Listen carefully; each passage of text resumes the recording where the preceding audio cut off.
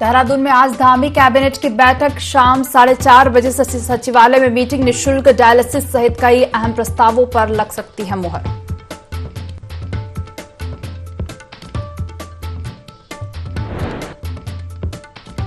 मुख्यमंत्री पुष्कर सिंह धामी का चंपावत दौरा। अटल उत्कृष्ट आदर्श विद्यालय में करेंगे पुस्तक मेले का उद्घाटन। स्थानीय लोगों से भी करेंगे मुलाकात।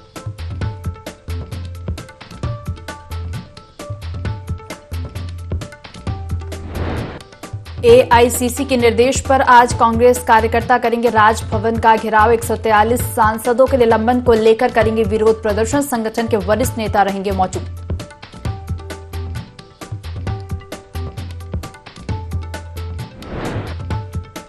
कड़ाके की ठंड से जमने लगा उत्तराखंड। बर्फबारी से सफेद हुए पहाड़। मौसम विभाग ने जारी किया बारिश और बर्फबारी का अलर्ट।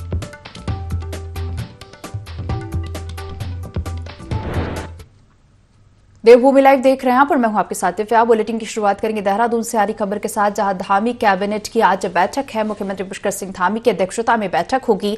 निःशुल्क डायलिसिस सहित कई अहम प्रस्तावों पर मुहर लग सकती है। राज्य कर्मचारियों को 4% डीए देने पर फैसला हो सकता है। आज शाम 4:30 बजे सचिवालय में बैठक शुरू होगी।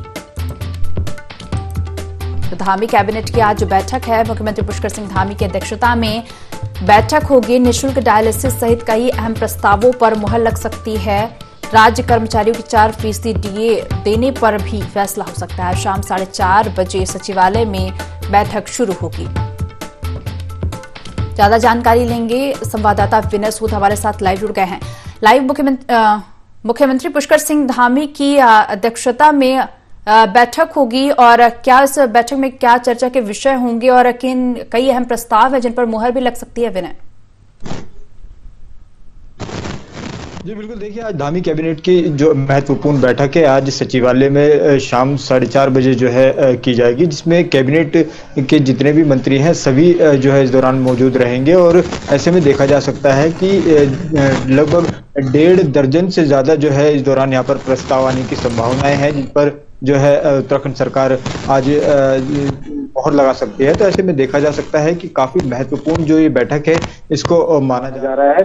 इसी के साथ साथ आपको बता दें कि राज्य कर्मचारियों की अगर बात करें तो जो उनका डीए है, डीए में 4% को लेकर के भी जो है आज फैसला आ सकता है। तो काफी महत्वपूर्ण जो है इस बैठक को यहाँ पर माना जा रहा है। साथ ही यहाँ पर यूसीसी की अगर बात करें, यूसीसी को लेकर भी जो है चर्चा की जा सकती है। और इसके अलावा कई ऐसे महत्वपूर्ण उत्तराखंड के जो मुद्दे हैं, राज्य हित से जुड़े जो मुद्दे हैं, उनको लेकर के धामी सरकार आज बड़ी कैबिनेट जो है यहाँ पर करने वाली है, जिससे शाम तक ये सारी चीजों को लेकर क्लियर हो जाएगा कि क्या कुछ अहम प्रस्ताव जो महत्वपूर्ण जो यहाँ पर रहे हैं उन पर मोहर लग सकती है। जी विनय, देखा जाए तो निःशुल्क डायलिसिस भी इस अहम प्रस्तावों में शामिल है और निःशुल्क डायलिसिस को लेकर भी इस देखा जाए तो इस बैठक में मुहर लग सकती है। जी बिल्कुल, देखिए निःशुल्क डायलिसिस की अगर बात करें तो निःशुल्क डायलिसिस को लेकर उत्तराखंड सरकार जो है एक बड़ा फैसला इस कैबिनेट में ले सकती है, क्योंकि जिस तरह से आम जो लोग हैं उनको इस डायलिसिस को लेकर काफी दिक्कतों का सामना भी करना पड़ता है। कई बार अस्पतालों में अगर वो जाते हैं तो अस्पतालों में काफी भीड़ भाड़ भी इस दौरान मिलती है और जो मरीज हैं उनको इस हिसाब से जो है यहाँ पर पेमेंट करने में भी काफी दिक्कतें आती हैं, क्योंकि जो गवर्नमेंट का जो रेट है वो कई बार वो भी आम लोगों के पास नहीं हो पाता, वो उपचार के लिए जो है यहाँ पर घूमते हैं। तो ऐसे में देखा जा सकता है कि डायलिसिस को निःशुल्क करने के लिए जो है यहाँ पर एक निर्देश धामी कैबिनेट दे सकती है। तो काफी महत्वपूर्ण जो है इस दौरान ये जो बैठक है यहाँ पर मानी जा रही है। जी जानकारी साझा करने के लिए आपका धन्यवाद। तो धामी कैबिनेट की आज बैठक है और सीएम पुष्कर सिंह धामी की अध्यक्षता में यह कैबिनेट बैठक होगी। फिलहाल रुक करेंगे अगली खबर का, जहां हरिद्वार में 23 से 26 दिसंबर तक 2 बड़े कार्यक्रम होने जा रहे हैं, जिसमें वीवीआईपी का जमावड़ा रहेगा और पहला आयोजन 23 दिसंबर को गुरुकुल कांगड़ी यूनिवर्सिटी का वेद विज्ञान महाकुंभ होगा, जिसमें उपराष्ट्रपति जगदीप धनखड़ शामिल होंगे। जबकि 24 दिसंबर से कनखल स्थित हरिहर आश्रम में दिव्य आध्यात्मिक महोत्सव होगा। इसमें संघ प्रमुख मोहन भागवत शिरकत करेंगे। वहीं 25 और 26 दिसंबर को रक्षा मंत्री राजनाथ सिंह, यूपी के मुख्यमंत्री योगी आदित्यनाथ, लोकसभा अध्यक्ष ओम बिरला समेत भाजपा के कई दिग्गज भी कार्यक्रम में शामिल होंगे। प्रशासन कार्यक्रम की तैयारियों में जुट गया है। डीजीपी अभिनव कुमार ने दोनों कार्यक्रम स्थलों का जायजा लिया और अधिकारियों को जरूरी दिशा निर्देश भी दिए। कांगड़ी विश्वविद्यालय में 3 दिन का उनका कॉन्वोकेशन और महोत्सव चलेगा और उसमें पहले दिन माननीय उपराष्ट्रपति जी पधार रहे हैं। उसके बाद लगातार 2 दिन और देश भर से अलग अलग राज्यों से केंद्रीय मंत्री, राज्यपाल महोदय, उपराज्यपाल महोदय, मुख्यमंत्री महोदय, ये लोग सब पधारेंगे। तो आज पहले मेला कंट्रोल रूम में उसकी मीटिंग करके उसकी समीक्षा की गई और फिर जाके वहाँ गुरुकुल कांगड़ी में जहाँ मेन फंक्शन होना है वो कार्यक्रम स्थल भी देखा गया।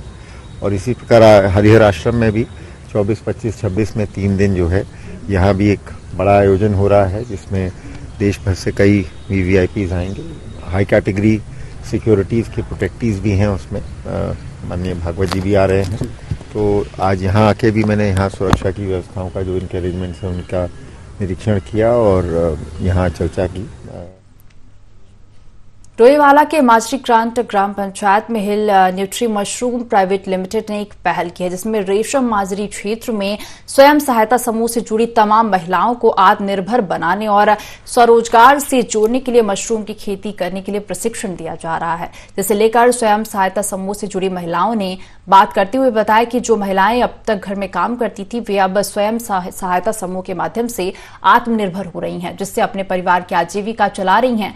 बता दें कि मशरूम उत्पादन का प्रशिक्षण देकर तमाम ग्रामीण महिलाओं और कृषक महिलाओं को सहकारी योजना से जोड़ने की पहल की जा रही है, जिसमें तमाम महिलाओं ने हिस्सा लिया।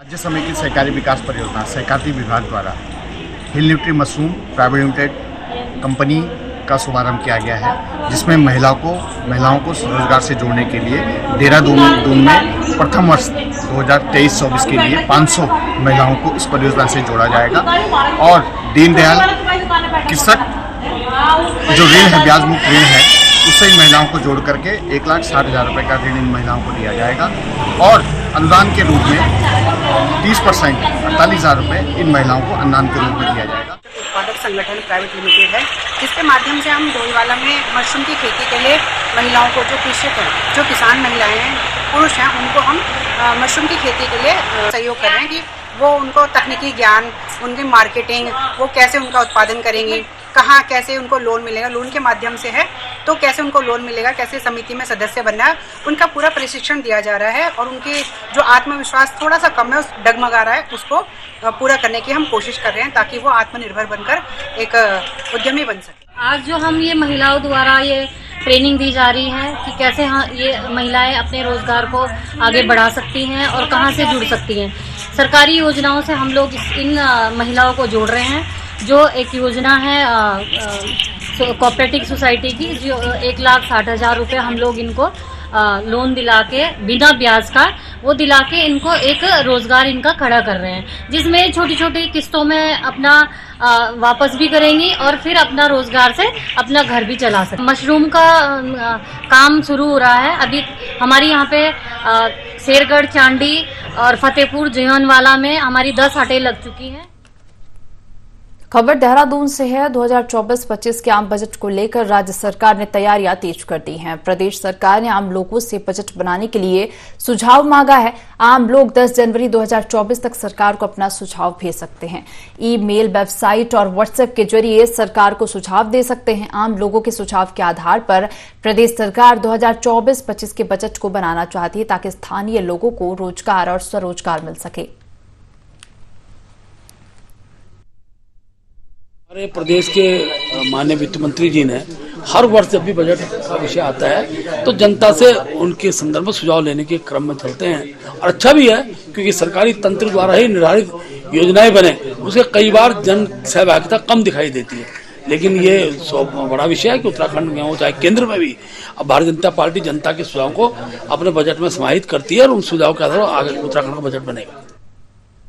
प्रदेश की धामी सरकार ने वर्ष 2024-25 के लिए आर्थिक बजट की तैयारी शुरू कर दी है और धामी सरकार ने इस संबंध में जनता से सुझाव मांगे हैं। वहीं इस पर कांग्रेस ने धामी सरकार को घेरते हुए इस पर सवाल खड़े किए हैं और कहा कि जनता से राय मांगना महज एक औपचारिकता है। कांग्रेस प्रदेश प्रवक्ता शीशपाल सिंह बिष्ट ने कहा कि सरकार सिर्फ खानापूर्ति कर रही है और अपने ही कुछ लोगों से राय लेकर अपनी पीठ थपथपाने का काम कर रही है, जिससे जनता को कोई लाभ नहीं मिलेगा। बता दें कि वित्त विभाग ने जनता से सुझाव मांगे हैं और सरकार का दावा है कि जनता की राय के आधार पर ही बजट तैयार होगा।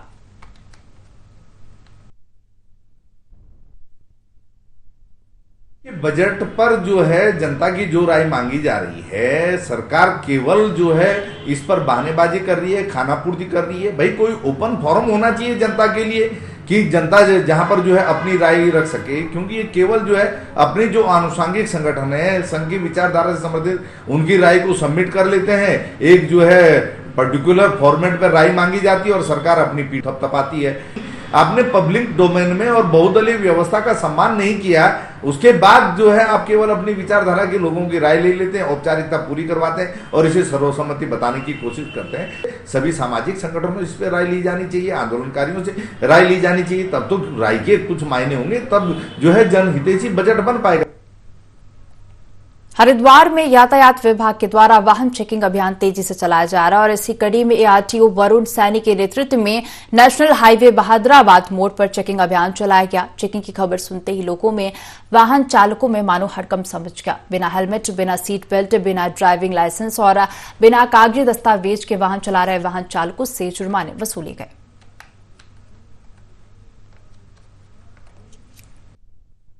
वही रूटीन चेकिंग वाली है हमारी। आज भी हमने यहाँ पे ओवरलोड की गाड़ियाँ चेक करी है, कुछ ट्रैक्टर ट्रॉली के चालान जैसे बताए जा रहे हैं उनकी हमने चेकिंग करी है, बसें चेक करी हैं, 2 व्हीलर है जो helmet, triple riding, routine checking हमारी चल रही है, लगातार वही कार्रवाई चल रही है। लाइसेंस हम लोग जो है सस्पेंड कर देते हैं उस केस में जब वो हेलमेट नहीं पहन रहे हैं या ट्रिपल राइडिंग है या गाड़ी ओवरलोड जो मिली है वो हमने लाइसेंस लिए हैं सस्पेंड करने के। कुमाऊं के पहाड़ी जिले बागेश्वर की तहसीलों में स्थापित जन औषधि केंद्र भ्रष्टाचार के कारण दम तोड़ रहे हैं। गरुड़, बागेश्वर और कपकोट तहसील में स्थापित जन औषधि केंद्रों में दवाइयों का टोटा पड़ा है। साधारण दवाइयां भी जन औषधि केंद्र में उपलब्ध नहीं है। गरुड़ तहसील में स्थापित जन औषधि केंद्र का संचालन लंबे समय से भाजपा नेताओं द्वारा किया जा रहा है। बागेश्वर जिले की पटरी से उतर चुकी स्वास्थ्य व्यवस्थाओं की दोबारा बहाली के लिए कांग्रेस पार्टी ने बागेश्वर मुख्यालय पर प्रदर्शन भी किया है। स्वास्थ्य केंद्र बैजनाथ के अंदर में जन औषधि केंद्र जो है 140 दवाइयां उसके अंदर बाहर से मिलती है। हमारे ब्लॉक गरुड़ के अध्यक्ष गिरीश कोरंगा जी, एडवोकेट गिरीश कोरंगा जी के माध्यम से उस आवाज को उठाया गया और जब उसका ताला खोला गया तो उसके अंदर से 140 दवाइयां जो है बाहर की मिलती हैं, जो कि जो संचालक हैं उस जन औषधि केंद्र के वो भारतीय जनता पार्टी के पदाधिकारी बताए जा रहे हैं। ये हमें विश्वस्त सूत्रों से ज्ञात हुआ है, इसीलिए उनके खिलाफ कोई भी अग्रिम कार्रवाई नहीं की जा रही है, जिसकी मैं इस सरकार की और बागेश्वर के जिला प्रशासन की कठोर शब्दों में इनकी निंदा करता हूं। हम समस्त कांग्रेस जन आने वाले समय में सड़कों में उतर करके भी इसका विरोध करेंगे। भारतीय जनता पार्टी किसान मोर्चा ने प्रदेश के सभी संगठनात्मक जिलों से लेकर 272 मंडलों में कबड्डी प्रतियोगिता का आयोजन किया, जिसका प्रदेश स्तरीय फाइनल मुकाबला देहरादून के परेड ग्राउंड में 23 दिसंबर को होगा। किसान मोर्चा के प्रदेश अध्यक्ष जोगिंदर सिंह पुंडीर ने बताया कि कबड्डी प्रतियोगिता का आयोजन प्रदेश के सभी मंडलों में किया गया है और फाइनल 23 दिसंबर को होगा। मैं अपने यशस्वी प्रधानमंत्री माननीय नरेंद्र मोदी जी का हार्दिक आभार और धन्यवाद व्यक्त करना चाहता हूं। एक भारत श्रेष्ठ भारत, युवा भारत, सुदृढ़ भारत और विश्व गुरु भारत की जो एक कल्पना है वो कब सार्थक होगी? जब हमारा युवा वर्ग मैदान में जाएगा, स्वस्थ रहेगा, बलिष्ठ रहेगा और जो युवा मैदान में गया वो बुरी संगति से और नशे से, दुर्व्यसन से दूर रहता है।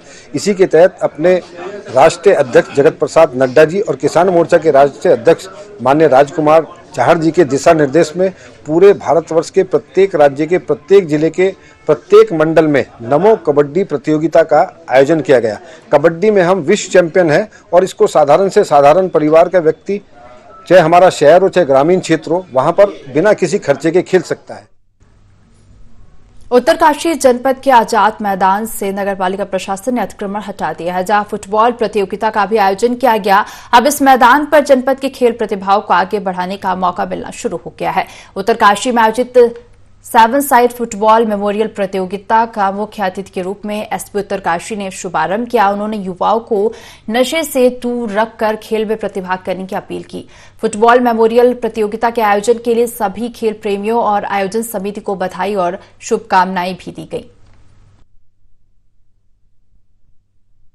5 साल पहले यहाँ पर जो है राज्य स्तरीय पे यहाँ पर जो है फुटबॉल मैच हुआ करता था और सभी लोग यहाँ पर मैच के यानी फुटबॉल के बहुत ज़्यादा दीवाना हुआ करते थे। लेकिन कुछ कारण बस इस मैदान का रखरखाव, चाहे वो नगर पालिका हो, प्रशासन हो, उनके द्वारा जो है बिल्कुल भी इस ओर ध्यान नहीं दिया गया है। तो हम ये चाहते हैं शासन प्रशासन से कि इस फील्ड का रखरखाव होना बहुत ज़रूरी है, क्योंकि ये उत्तरकाशी का हृदय है और इस प्रकार के खेल यहाँ पर प्रतिदिन हुए, प्रत्येक साल हुए। इन तमाम खिलाड़ियों को धन्यवाद देना चाहता हूँ जिनके प्रयास से ये टूर्नामेंट यहाँ पर आयोजित किया जा रहा है। 8 टीमें इसमें प्रतिभाग कर रहे हैं और आप देखेंगे कि छोटे छोटे नन्हे बच्चे इस टूर्नामेंट में भाग ले रहे हैं। ये प्रतिभाएं दबी हुई हैं और खेल के मैदान होने से इन प्रतिभाओं का निखार होता है। इस मैदान को स्वतंत्र होना बहुत आवश्यक है और ये खिलाड़ियों की सपुर्द किया जाए ताकि इस मैदान में खेल की गतिविधियाँ विभिन्न रूप से चल सके। सविता कंसवाल और स्वर्गीय नौमी रावत की स्मृति में ये फुटबॉल टूर्नामेंट लगातार दूसरे वर्ष आयोजन किया जा रहा है। इसमें 8 टीमें यहाँ पर प्रतिभाग कर रही हैं और लीग आधार पर ये टूर्नामेंट चल रहा है। ये आज़ाद मैदान निश्चित खेल गतिविधियों का केंद्र रहा है हमेशा से, लेकिन अभी कुछ वर्षों से इसमें थोड़ा सा इंक्रोचमेंट, ठेलियाँ, रेहड़ियाँ, बस पार्किंग सभी चीज़ें होती है, जिससे बीच बीच में व्यवधान पैदा होता रहता है। लेकिन खिलाड़ियों के अंदर जो हमारी खेल समिति है, बाड़ाट खेल समिति है और अन्य भी जितने भी वेटरन प्लेयर्स हैं, पूर्व खिलाड़ी हैं, हमारे उत्तरकाशी के सामाजिक संगठन है, वे लगातार प्रयासरत रहते हैं कि इस मैदान में खेल गतिविधियां हमेशा बढ़ती रहे। रामलीला मैदान की स्थिति के लिए आपने देखा होगा कि आज की डेट में काफ़ी अच्छी स्तर पर आ गया है। सफाई व्यवस्था भी हम उस पर प्रॉपर कर रहे हैं और आपकी खबर का जो हमने संज्ञान लिया था उसके संबंध में आपको मैं अवगत करा दूं कि वर्तमान में जो है हमारी अलग से एक टीम उसके लिए बनाई गई है और उसमें हर दूसरे दिन हम लोग सफाई व्यवस्था कर रहे हैं। यात्रा सीजन में वहाँ काफ़ी वाहन खड़े हो जाते थे, वो क्योंकि जगह कम होने के कारण हमें उसके यूटिलाइज करना पड़ता था। तो अभी फ़िलहाल हमने वहाँ से वाहन भी हटवाए हैं और अभी जो सब्जी वाले अनावश्यक रूप से वहाँ पर हैं उनको भी हटाने की कार्रवाई की जाए। खेल महाकुंभ के संघर्षपूर्ण टीटी फाइनल में 1 पॉइंट से हार कर भी जोशीमठ की अंशिका नेगी ने सबका दिल जीत लिया। बता दें कि हरिद्वार के बहुउद्देशीय क्रीडा मैदान में आयोजित राज्य खेल महाकुंभ टेबल टेनिस के अंडर 14 के एक बेहद रोमांचक मुकाबले में 12 साल की होनहार टीटी खिलाड़ी अंशिका नेगी का मुकाबला अपने से 2 वर्ष सीनियर राष्ट्रीय स्तर के खिलाड़ी नैनीताल की भूमिका से हुआ। बता दें कि अंशिका नेगी ने फाइनल मुकाबले को 2-2 सेट की बराबरी पर लाकर खड़ा कर दिया, लेकिन फाइनल 5वें सेट पर जब दोनों खिलाड़ियों का स्कोर 9 ऑल था, तभी अचानक अंशिका ने आखिरी पॉइंट पर सर्विस न उठने की तकनीकी गलती होने की वजह से गोल्ड मेडल चूक गई। लेकिन इतनी कम उम्र में अंशिका का खेल देखकर हर खेल प्रेमी उत्साहित था। वहीं फाइनल मुकाबले में सिल्वर मेडल जीतने पर अंशिका के कोच और सरस्वती विद्या मंदिर inter college TT centre Joshimath के मुख्य प्रशिक्षक विजय कुमार ने भी अपनी होनहार खिलाड़ी की इस उपलब्धि पर खुशी जाहिर की।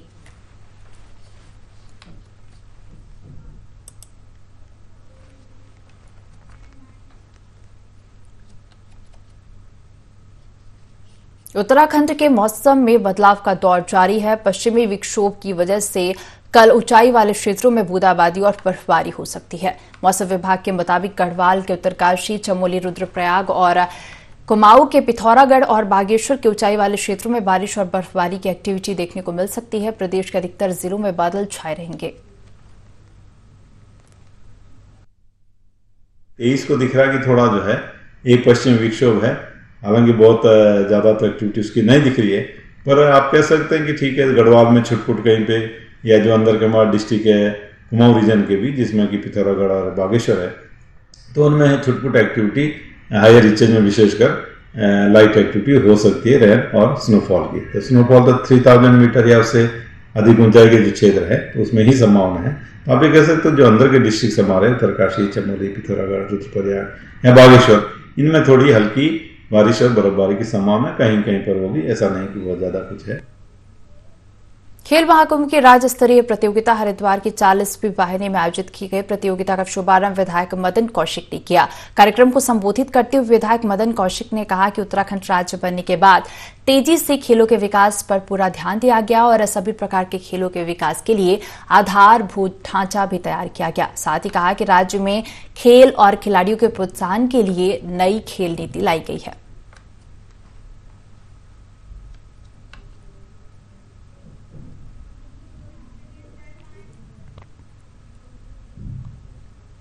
हरिद्वार रुड़की विकास प्राधिकरण द्वारा अतिक्रमण रोकने और शहर के सौंदर्यीकरण के लिए नई शुरुआत की गई है। प्राधिकरण के द्वारा फ्लाईओवर के नीचे खाली पड़े स्थानों पर पार्किंग, बास्केटबॉल और बैडमिंटन के मैदान डेवलप किए जाएंगे।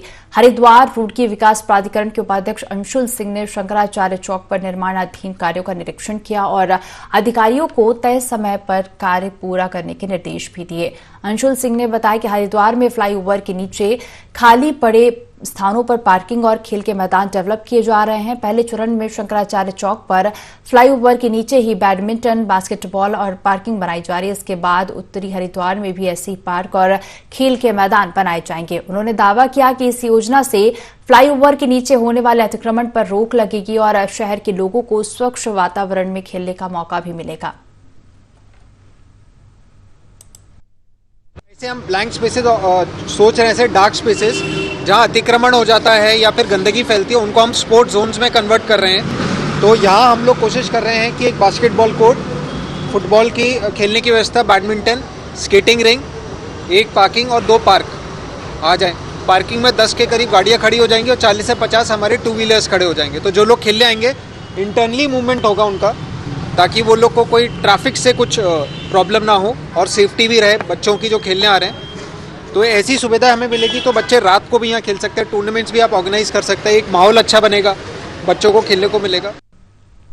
पहाड़ों में इन दिनों मौसम सर्द और सुहावना बना हुआ है। क्रिसमस सेलिब्रेशन के लिए ओली गॉडसो इको ट्रैक के साथ ऐतिहासिक लॉर्ड कर्जन कुंवारी पास ट्रैकिंग के लिए पर्यटक जोशी मचा रहे हैं और इन दिनों जहां हिमक्रीड़ा स्थली ओली गॉडसो बुग्याल डे टूरिस्ट सैलानियों से गुलजार। देखिए खास रिपोर्ट।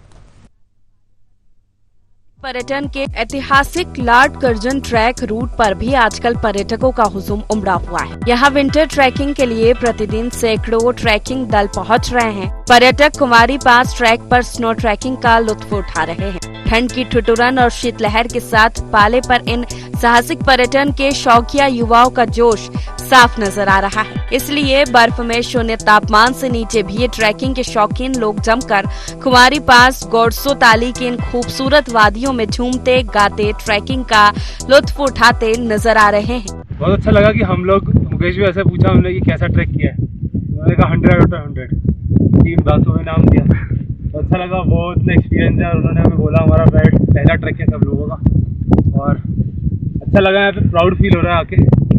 अब यही है कि स्टार्टिंग थी, आगे चल के ऐसे और ट्रैक्स करेंगे।